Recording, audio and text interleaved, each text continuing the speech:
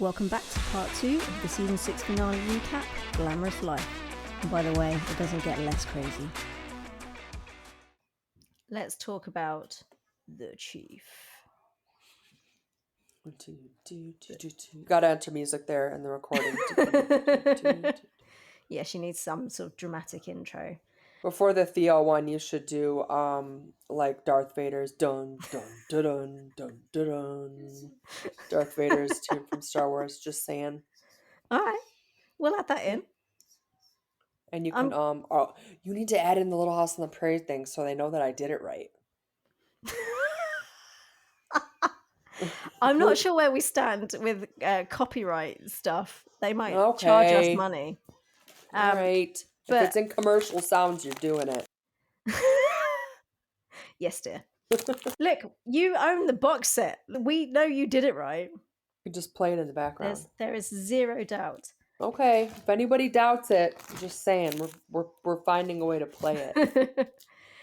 Chief Natasha Ross. Natasha Ross. Sullivan has arrived stag. So things are clearly not going well. Looking mean. Like in the picture, did you see how he was like curling his lip and stuff? Like surly. Yeah. Like forget you then. Mean, moody, and I was going to say mean, moody, and magnificent, but just mean and moody. No, leave the magnificent out. So he's arrived stag. We don't see the chief until Andy finds her, which is when she tells Andy that she shouldn't be campaigning for her because it might look sus when she names Andy the captain. We'll just take a moment to let that wash over you a little bit more. Oh, captain, my captain. There you go. Captain, my captain. Then the chief goes and finds Sullivan and lets him down gently, and she says that they're now free to love each other. Now that and he's not in the captain's race, exactly, and that she's all in. He then very sweetly compares their relationship to a situation they were in when they were in the military together, where they unnecessarily kept a man alive who was bleeding out, despite them knowing there was no way that he could survive. And so he says, no one wanted to call it then, but basically we've bled out and I am calling it. Well, fine. Classy dude there. And then she goes to one piece of work man to another because Dixon is at the bar. He's Kitty's plus one. Oh, Dixon. I know. He's Kitty's plus one. And after he tells his pretty Kitty to do whatever she needs to do to secure the Tuscan villa. God, that was so weird. I thought it was quite sweet. Like everyone's got nicknames for their... Yeah, that just not that one. Well, I mean, he's a man of a certain age. That's true. And there's a certain kind of atmosphere that he's been raised in. And there's a certain acceptable way to treat women that he's been socialized in. Look at you being all... And one of those is to do things like call your wife pretty Kitty, which is fine. Pretty Kitty. Do you want to hear the joke on my Laffy Taffy? Yeah, go for it. Why did the imaginary woman wear lipstick? I don't know. Why did the imaginary woman wear lipstick? She was made up. Oh my God. I thought that was appropriate because Natasha Ross always asked Sully for a joke, and I just thought it was appropriate. Yeah, why not? Sorry, continue. No, that is absolutely fine. What is Laffy Taffy? What's that? OMG. It's taffy. What the hell is taffy? Melissa, now I'm really stress eating. It's like no, it's not very soft. It's like a hard. I'm gonna show it to you. Each one has a joke. Like how do birds chat with each other? They tweet. Yeah. There you go. It's like a hard, like you can kind of sticky candy. It's like hard. Okay. Is it like it looks like a tough mawam? I don't know what mawam is. Okay. Yes, you can try to eat it. Take the small one. And it's just, we call it Laffy Taffy. Okay. I and mean, it's good. it I'm looks gonna like bring you some when I come. He I gave it a think thumbs up. I think I might lose a tooth. I'm gonna bring you some when I come, Okay. and you're gonna try it. All right. Sounds good. Sounds good. And I'll get some mawam in, and because I think it looks similar to mawam. We can see what we can do, like one of those comparison videos. We can do like a cultural exchange. Yeah, let's do it. We I'm should gonna bring a definitely do couple that. different candies. Okay. All right. Good stuff. Okay. So where were we? We were at the bar with Dixon. Mm-hmm. So And Pretty he's Kitty. and Pretty Kitty. So he sent Pretty Kitty off to do whatever she needs to do to secure the Tuscan villa. Then he turns to Natasha and offers her his hand and says to her again, which he said to her initially when he was trying to blackmail her, basically, that it's just politics. Yep. And she says that the best part of being forced out of her job is not having to deal with him anymore. And then he just can't help it, can he? His parting shot just has to be nasty. And she asks what he's doing there, and he says that he just couldn't pass up the opportunity of being Kitty's plus one so that he could watch Natasha squirm. See, maybe that's why, because that's my girl, you know. Right. And then that's the last that we see of Chief Ross until the incident. So we can talk about sort of how the situation resolves itself after the incident. But what did you think of the final nail in the relationship coffin for Sullivan being directly related to Andy being made captain over him? I could not emotionally handle that situation. You look disgusted by my Laffy Taffy. I'm not. I'm just amazed that that either of you still have teeth. The strength that it took for you to yank that apart with your fingers, and your What did you crack up? Jesus. He's like, why are you cracking up? Because he can't hear you. This episode is probably one of my favorites. I'm not gonna be able to wait for you to get out. It's when you get it in your mouth and you start chewing it, I yeah. can't explain it. It's not this hard. I can You look Good at your face. God! Look how good. See, yeah, I see. And then you see it's It's a slap. foot long now and still intact. How is this? Yeah, because it's Laffy Taffy. I think that you could build reasonable structures with that. We could use that to reinforce, You could. like the posts in the garden. See? Yeah. Bloody hell. Oh my god, you can't edit that out. That was I wish they could see your face though. The iconic her facial expressions. OMG. I've just never seen anything like it. He wanted more, so I had to break it in half because he can't have a whole one yet. No. I mean, his jaws would be essentially wired shut were he to put that in his tiny little mouth. Sorry. That's quite right. Let's Do continue. they Right. So Sullivan, the thing that did it for Sullivan, the straw that broke the camel's back, was Andy being promoted over him. Yep. So, thoughts, feelings, get them all out. I think he acted extremely immature. Yep. I think he was very self-centered. Yep. I don't think he was looking at the whole picture. And that whole exchange between him and Ross, and with how she was basically her heart out, spoke everything she was feeling, had her heart on her sleeve, and then the reaction he gave her, I just no words. I couldn't believe it. I was upset. I was irritated, and I thought, you don't deserve him. Walk away. And it was the way that he said, "Oh, I'm not just saying all the things I normally say. You're just doing all the things that you normally do." And it's Yeah, like, yeah. yeah, because you can't get your head around. You're asking her to compromise herself and compromise her position to soothe your ego. And Mhm, you know, as you say, this woman's breaking open her heart and pouring it out to you. She said to you a couple mhm. of weeks ago, "I want to marry you. Like, I love you. I want to Right. marry you. I want to shout all of this from the rooftops." You know, Yep. and instead of saying, "Do you know what? I love you too. This has been a long time coming. They almost lost each other. they did lose touch before. They've got this second chance, and it's not like he hasn't been accomplished in his career.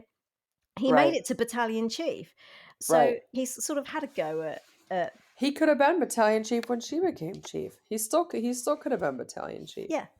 But because she didn't promote him when he thought he should be promoted, and by the way, not once did he ask her to do it on merit. Right. Right. I think he just thought he was a shoo-in, just assumed that he was a shoo-in, whether on merit or whether, because he feels that she should just hand it to him, maybe. I don't know, because he hasn't made that clear, but not once has he said to her, what makes me less appropriate for the role than Andy? And if it Hmm. is just that I'm your boyfriend, then we've got a problem because you should be doing this on merit. He hasn't said that. He's just Right. kind of almost used it as a stick to beat her with, and just to say, you know what this means to me, and you won't give it to me, and you've hurt me, and you don't understand me, and you haven't done right by me, and so therefore I'm off. So let's look at it. Let's just take 20 seconds. Yeah, This season, who has acted more like a captain this season? Andy, 100%. because he's been a capricious child. He spat the Yeah. And dummy. so honestly, Andy deserved it over him. If you're going to put It, your emotions and your ego ahead of the good of the house, the good of the department, the good of your partner, if you can't see past, but I want it, then why do you deserve it? You've got Maya, who recognized, you know what, this isn't the best time, and didn't take a step forward. And this guy just assuming that it should be handed to him on a plate and spitting the dummy when it's not. So, as you rightly say, he is not acting in a captain like way. So, in no way, shape, or form does the man deserve it. And she's made absolutely the correct decision. yep, I agree. 100% drop the mic. Boom, Boom. boom. So, do we have anything else to say about the chief or Sullivan pre incident? As the Deutsches say, no. 9. Shall we move on to the incident? Let's do it. Okay, so Do-do-do-do. Do-do-do. We really don't need to see your toes. I don't know what to tell you. God bless him. So, the incident. So, following the fire that was kind of pouring out of the walls, they've followed it all the way down to the basement, where it becomes clear that the building is not at all up to code and there's some dodgy wiring. A couple of firefighters out of the district have come to help because, as luck would have it or not, there's been a massive incident in the district, so there's no one else available to come out. Right. And then in the basement, Andy notices that the basement ceiling is highly compromised. So we're seeing the results of the uneven floor that the waitress tripped on earlier.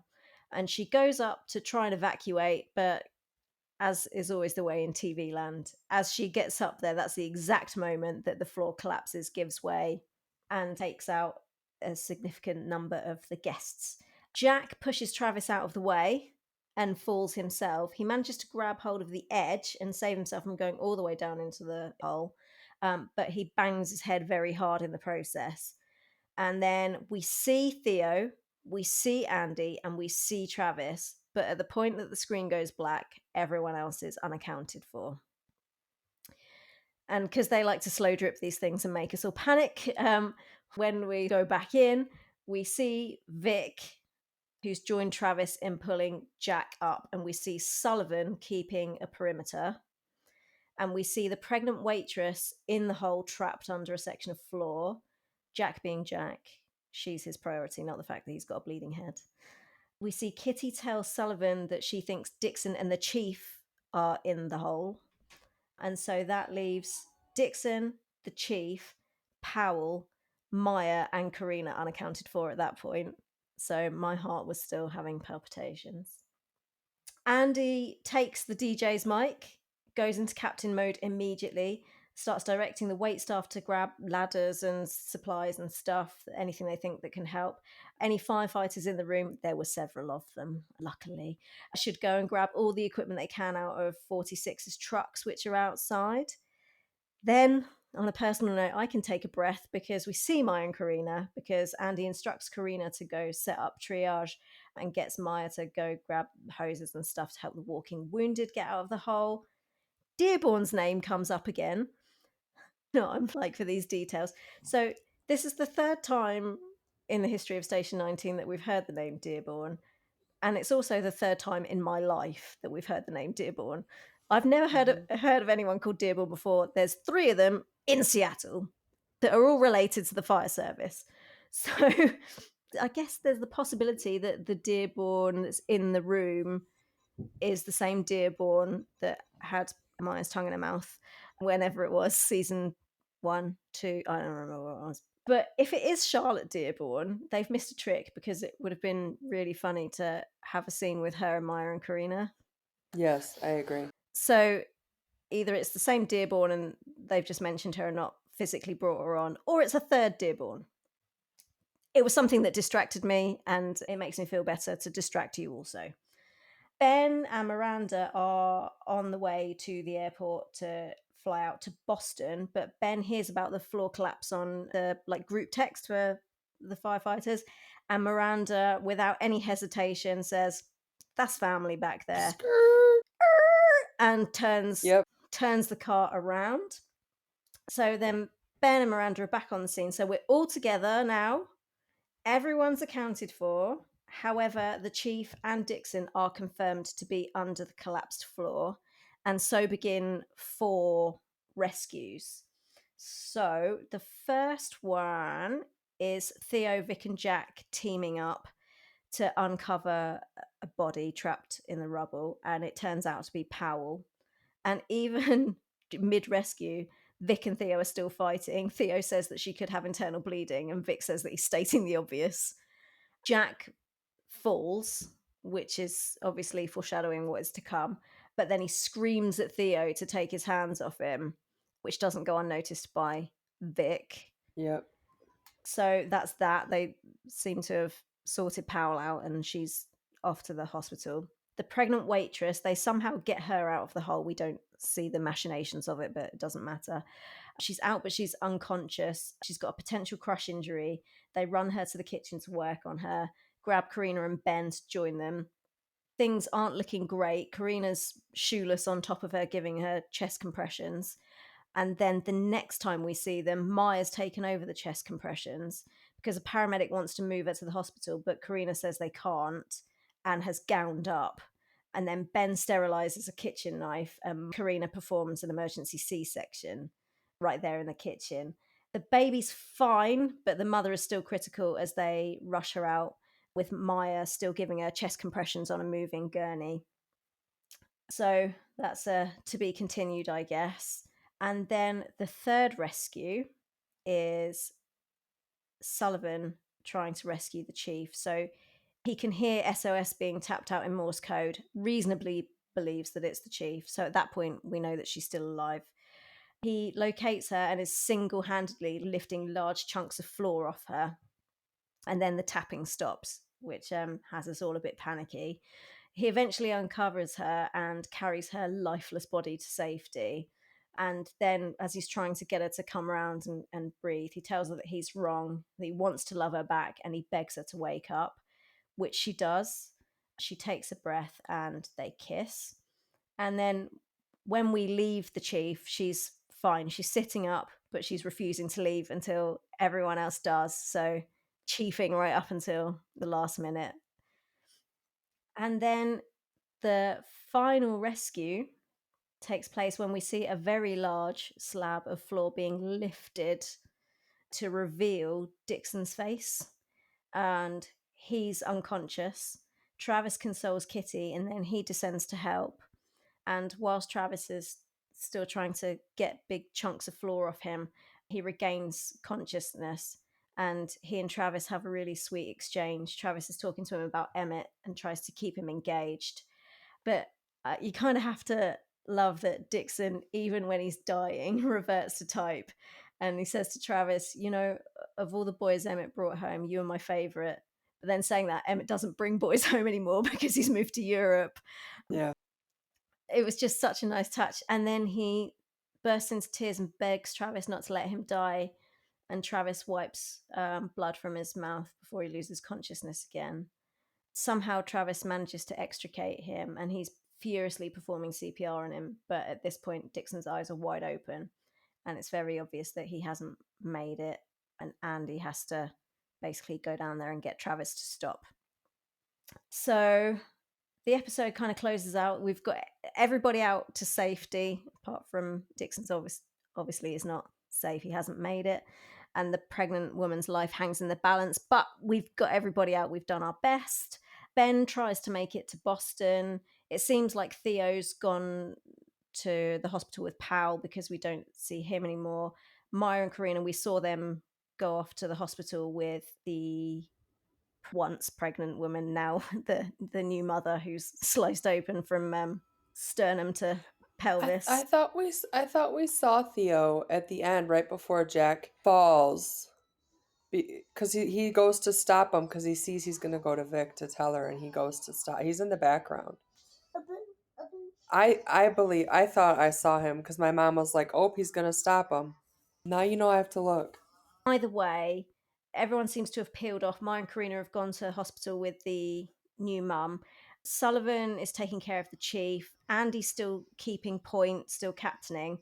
Jack goes to congratulate her on making captain and then says, "Let me go take care of something." And as he's making his way to Vic to tell her about Theo and Powell, he's stopped by Travis, who wants to thank Jack for saving his life. And it's at that point that Jack collapses before he can tell Vic about Theo.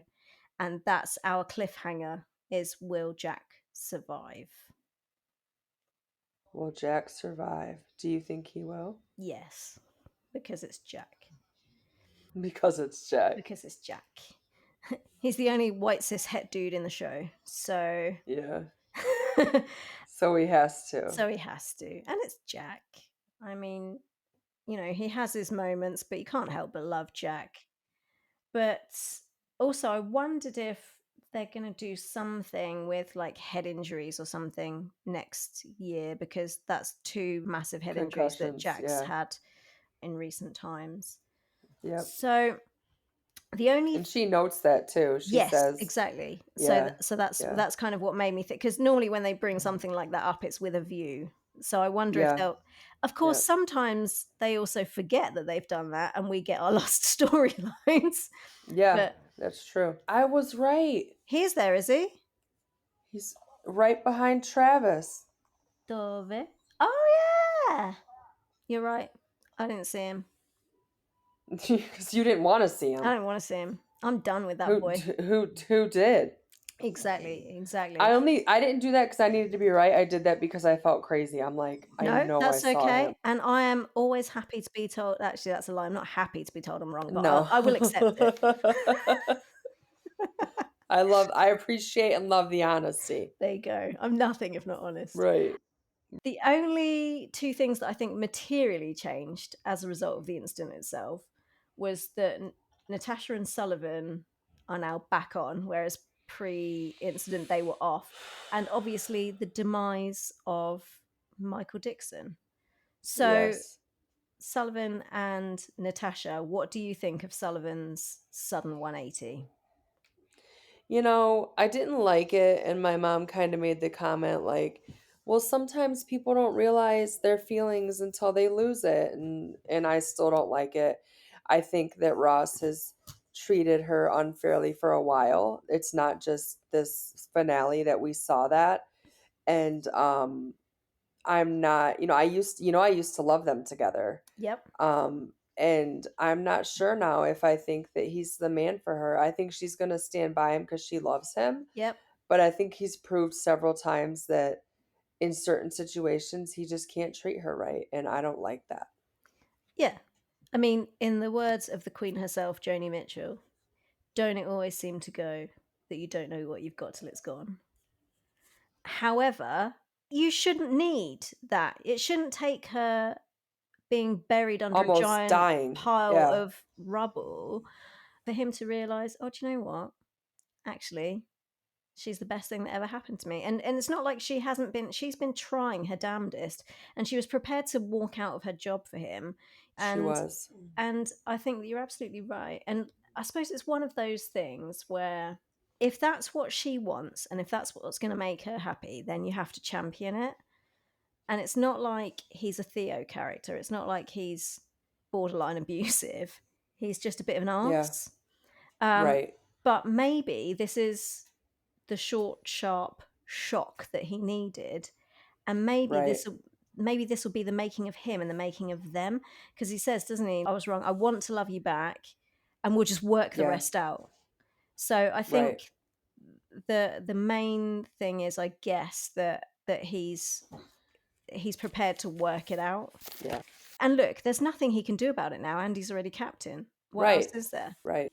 It's done. There's no more negotiating to do. The decision's been made. So he's just either going to have to learn to live with it. There is no alternative, is there? He's just going to have to learn to live with it. With or Well, and without you no, Ross, he there has to learn to live with it. right, and you're absolutely right. We took a poll this morning on the live. Who was worse, Theo or Sully? And it was Theo hands down. So Oh, it's not like he's a yeah. Theo. He just has to work through some stuff. Yeah. For So, sure. yeah. So I'm in agreement with you, and I'm just hoping that when we start the next season, he's going to have a greater appreciation for what he's got, and he's going to act in a way that Yes. is commensurate with that. Is there anything else you wanted to say about Sullivan and Chief Ross, or shall we move on to Michael Dick Dixon? Yeah, we can move on to that. I'm actually, controversial statement coming up, I'm gutted. It was it it made me sad. Like my mom said this morning on the live, the last minute of his life, he tried to be human, you know. Right, your And mum's in my notes. I've put humanized him. yes, yep, That's exactly what's in exactly. my notes. Exactly what's in my notes. Humanized him. And that's what they did. And it made you feel sad that he as a person was dying. And that's it. I mean, I felt bad. And they did a good job at doing that. And also, you saw his relationship with his wife. Yep. I mean, whether we appreciate the way he talks to her as if it's the 1950s and calls her pretty kitty, and Right. he's said to her, anything for you, go get yourself that villa, anything for you. And it's Yep. obvious that she loves him. They've stuck together for, I don't know, 30 years maybe. They've been married. So Yep. the guy's got to have something about him. Right. Yes, things were bumpy with him and Emmett, but he's a husband and he's a father. He is. And I think also, no baddie ever thinks that they're a baddie. And that's like Right. on TV and in real life, right? Like everyone's the hero of their own story, Right. and everyone's the hero of someone else's story. He's the hero of Kitty's story. He's the bad guy in our story because 19 are our heroes. But if this was viewed from Kitty's perspective, she's just lost the hero of her story.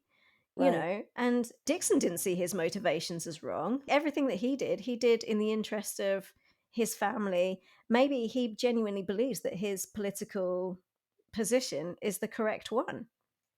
Well, even he said to Chief Ross, he said, well, we can kind of, I'm going to paraphrase, we can be good now. It's over. That was just politics. Exactly. Almost like he didn't He mean it. sees it Right. as a game, and that's what, when we were Yeah. discussing that before, we said, didn't we? He can't see the difference between the personal and the political, because for him politics is Right. just a game, and he doesn't have the same attachment to it as she does. Yeah. She sees it as him destroying her life. He just sees it as him trying to do what he needs to do to Yeah. secure Get to his his goal. position. In his head, he's not a bad guy. Right. In his wife's head, he's not a bad guy. Right. It's only from our perspective, 19's perspective, that he's a bad guy. But that said, what a great bad guy. He Yeah. has been such an awesome baddie. Such an awesome baddie. And Pat Healy, that man, he made an exceptional baddie. I mean, how much did we love to hate him? And as disgusting as Dixon was, what a pleasure Pat Healy was to watch. Yeah. I mean, you can tell by how much we hated him how good of a job he did as an actor.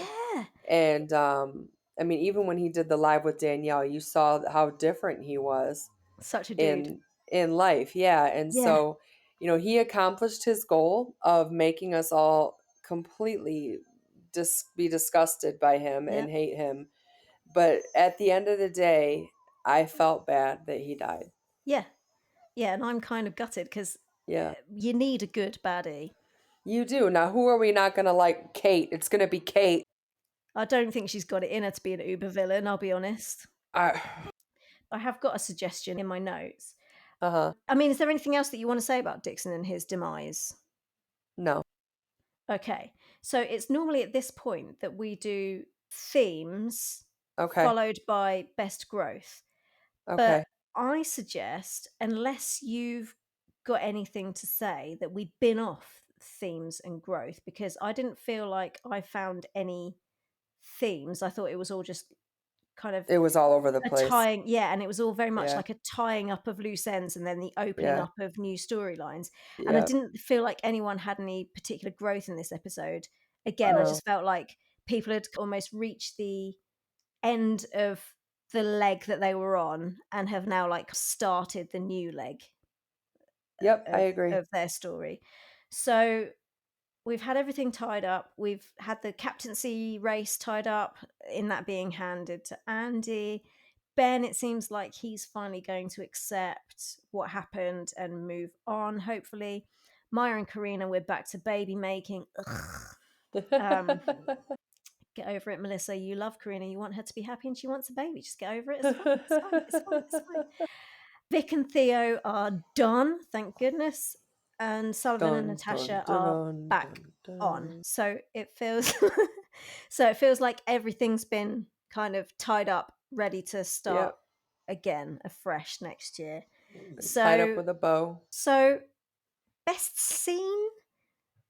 Have you got a favorite scene? Oh, that's tough. Man. No, I can't pick a. Oh my gosh. If I really, really thought about it, I could maybe pick a favorite scene, but Shall I do mine and then that yeah, gives do you time yours. to think? So on this one, I actually picked a best shot as well because Okay. visually, it wasn't the whole scene, but visually, I thought the best shot was Sullivan carrying Oh, Natasha to up safety. over the. Yeah, you expected to see like fire going, bombs going off behind him, like how he. Yeah, It was almost like an action. Yeah, I yeah. agree. It looked like an action movie. You just saw his Yeah. bald head kind of Yeah. emerge, and then Yeah. the rest of him. Shiny. Yeah. Yeah, and the way that it's so hard to lay there limp and lifeless like that. I Like agree, and she killed it's it. so hard to do that. And Yeah. and Yeah. I mean, if you see Boris on Instagram, I mean, the man's a beast when he works out. Yeah, he is. But when Maya lifted Karina, Yeah. she had some help because the way that Karina would have held herself up and held on to Maya, she would have had strength in her Yeah. core and she would have held her body Correct. position in Yeah. a way that it really would have helped Maya. And she kind of leapt into her arms a little bit. The fact that Natasha was literally hanging there lifeless and he had to really, and she's a tall, athletic woman. Yeah. He did a great job. And she did so well because to hold your body like that and to trust that someone's not going to Yes. bloody drop you on your head. Yes. But it paid off because visually that looked fantastic. I loved that. But as a scene, as a favorite scene for me, it was Dixon's death. I think Yeah. Pat Healy was sheer class, and he and Jay Hayden have such brilliant chemistry. And just the way he sort of went from kind of snarking, like being sweet, and then realizing, hold on, I'm not a sweet guy, and then snarking, and then the emotion taking over, and that sob, that brief sob, don't let me die. It just absolutely caned me, and I don't think I'll forget it for a very long time. And I just think that, like, what a showcase for Pat Healy to go out on because that was incredible. Yeah. So when I rewatched the episode this morning for the podcast, um, I had the same thoughts about the scene with Ross and Sullivan there. Like the way he kind of rose up over it was Yeah, almost like he was walking on steps that weren't there. yeah, And I looked at her body the same. I don't think I could have done that. I mean, her arms were just flailing down and yeah, her head yeah. was down. Yeah, So I agree with your description 100%. And when you were describing that, I actually chose the interaction, not just the death, but the whole interaction with Travis and Dixon, and yeah, even with Kitty up, like constantly crying, sobbing, having to yeah, be held back. Just yeah, all that as a whole was probably my favorite scene. yeah, yeah. A lot of emotion there. It was very emotional. It was very emotional. Yeah. And did you have a favorite line or a favorite piece of dialogue in this one? I don't swear, so I can't say it. Maybe you can.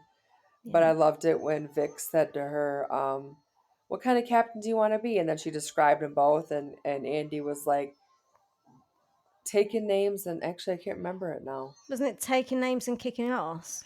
Or Yeah, yeah, ass, yeah, yeah. ass, ass. Yeah. I think that was my favorite line Cool. Yeah, no, because it I was the could. way I liked her facial Yeah, expression and how she got into it. It was gritty. I liked it. yeah. Um, no, it's a good one. I hate the sentiment, but Merle Dandridge's delivery of "I love you and I'm asking you to love me back." Yes, I hate the sentiment too, but very well done by Merle Dandridge. Yeah, and I appreciate her vulnerability, but I think Yes, vulnerability should be rewarded with vulnerability, and her correct. vulnerability gets a brick wall, Shot um, down. Yeah, which is why I hate the sentiment. But yeah. that woman can just deliver a line. She can. I want the job and the man. Yep. So, gifable moment. There's not really any gifable moments for me. It was all quite You could probably do a couple, maybe with the marina scenes, but I can't think of one off the top of my head. at a push. Karina emerging from the closet in the worst dress I've ever seen. Probably, yeah, something That like would that. work. Like, ta-da! So, our questions then for next season, like our sort of takeaways.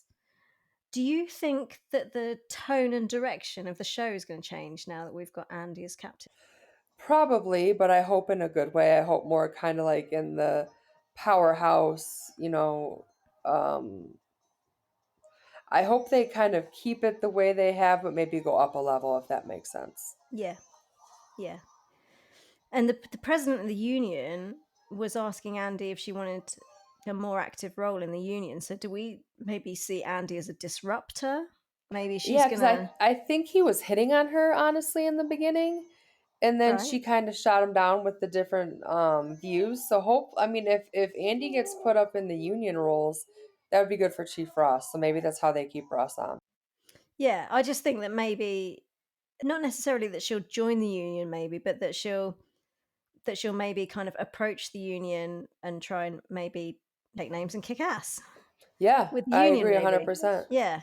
Yep, And do you think that the chief is going to remain in her post? she better. I mean, she can still be in it, right? But just maybe like Yeah. get demotion or something. But No, I think they're going to keep her as chief. I just don't know how they're going to keep her as chief. yeah, yeah, I think she needs to stay on as chief, and I Yeah, think that it'll 100%. be interesting to see if and how they make that happen. Yeah. And what about Theo? Do you think that he'll stay on at 19 now? It's going to be tricky for Yes, him. I do though. I don't think he's going to leave. And so now that there's a power vacuum with Dixon out of the picture, we need a new baddie. Who's going to be Andy's antagonist? Could that be Theo? Yes, I was going to say probably Theo. Yep. He's probably Yeah. going to try to sabotage her and override her. Yeah, 100%. Do you think we're going to see Beckett back? Yes, I'd like to see Beckett back. me too. He was very likable when he was, Yeah. And I you think it know, would be really interesting to see him kind of the way he was pre booze. Well, no, he'll never be the same. It'll be post booze now, won't it? But it'll be yeah, because you're never the same. But I yeah. think it would be really interesting to see his character development and to see how life is for him now. And I think that he would probably have some pearls of wisdom for the likes of Theo, possibly. I was just going to say, I think he'll be what keeps Andy going. I think he's going to stand up for Andy. Yeah, so I'm plugging for him to be Yeah, back. I'd love that. for sure. I suppose I have to mention the baby stuff. So the pregnant waitress said that she was choosing an adoptive family. If she survives, do we think that there is a possibility that she could choose Maya and Karina? I do, but I really think they're gonna go along with the. I think they're gonna have Karina get pregnant. Okay. I do. I think with the storyline, that's the way they're gonna go. I'd be shocked if they did adoption because she has voiced so many times that she wants to experience being pregnant. And I think that either we're gonna find out from an IVF doctor that she cannot get pregnant Mm-hmm. and then she would adopt, or she's gonna get pregnant. Or maybe she'll adopt and then find out she's pregnant. But I think she's gonna get pregnant either way. Okay. Do you think that we're gonna see an opening scene with Karina with a pregnancy belly, or do you think that we're gonna see the process? Have you got any thoughts or preferences on that? I have no idea, but I'm hoping we at least see her pregnant for a little bit, just to see that between Maya and Karina. I think that's what most of the fans want. So really hope we don't time jump and all of a sudden she just has a baby.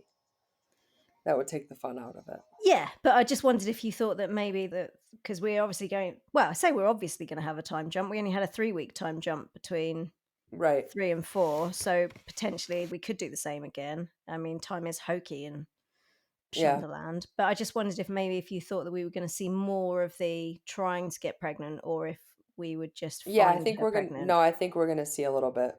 I do. Or Okay, at least they just find out they're pregnant. okay, okay. Oh well.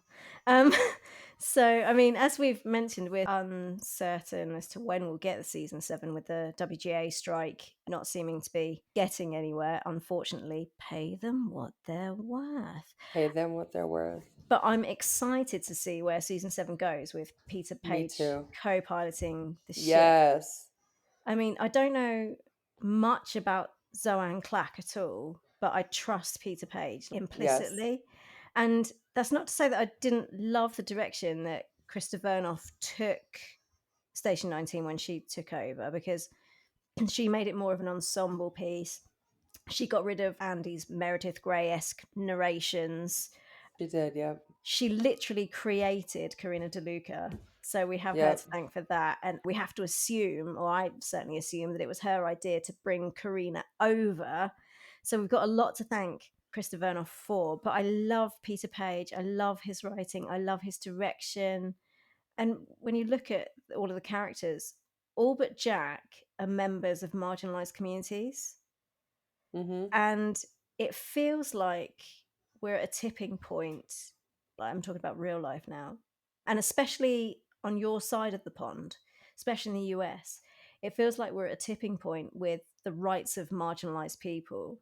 So people of color are being gerrymandered out of political power, Mm-hmm. and that you have I'm just going to say it how it is. You have Republican politicians that are enacting Mm-hmm. stupid laws like changing how and when people can vote, and you can't Mm-hmm. give people water while they're in the Mm-hmm. queue to vote. I'm going to close all the Mm-hmm. polling stations but one, and you can only go there between these hours, and you're Mm-hmm. not allowed to Making it drive. harder to vote. Yeah, Yeah. and so it can't be on a Sunday because churches drive people to on Yeah. minibuses to the polling stations Right. on a Sunday. So we'll make sure it's not then, because we don't want masses of people going out to vote. We want to make it as difficult as Right. we can for certain parts of the community. Right. And they might not say it out loud, but it's quite obvious when you look at the data that the communities that they are, and I'm going to use the term voter suppression because that's what Mm-hmm. it is. When you make it near impossible for people to vote, that's voter suppression. And the people that they are trying to suppress most of the time are people of color. So you have Mm-hmm. people of color being marginalized politically.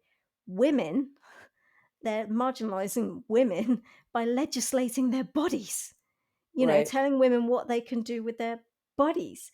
The rights of the LGBTQIA plus community being further encroached on. You've got anti-trans laws turning up. They're legislating against drag queens. They're the happiest people on the planet.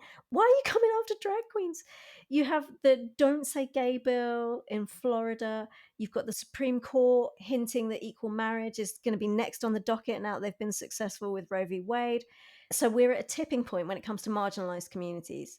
And the people that we love on this show, all of our characters, bar Jack, are members of those marginalized communities. And my assumption, because she's married to a man, is that Krista Vernoff is a white cis-het woman. And she did absolutely the right thing after the racism allegation in 22 by shaking things up in the writer's room, making it more diverse, bringing Zoe Clack in as the head writer. But I'm just so glad that with a cast of queer people and people of color, that we now have a gay man and a black woman in charge. Mm-hmm. Because empathy goes a hell of a long way. And I am grateful to all of our allies. I mean, I'm white as can be. I'm so white, I'm see-through. So I'm speaking only on behalf of the queer community, of which I am a fully signed up member. But empathy goes a long way. And I'm grateful to all of our allies. And I'm grateful to people like Krista who embrace the queer community and support characters like Karina DeLuca.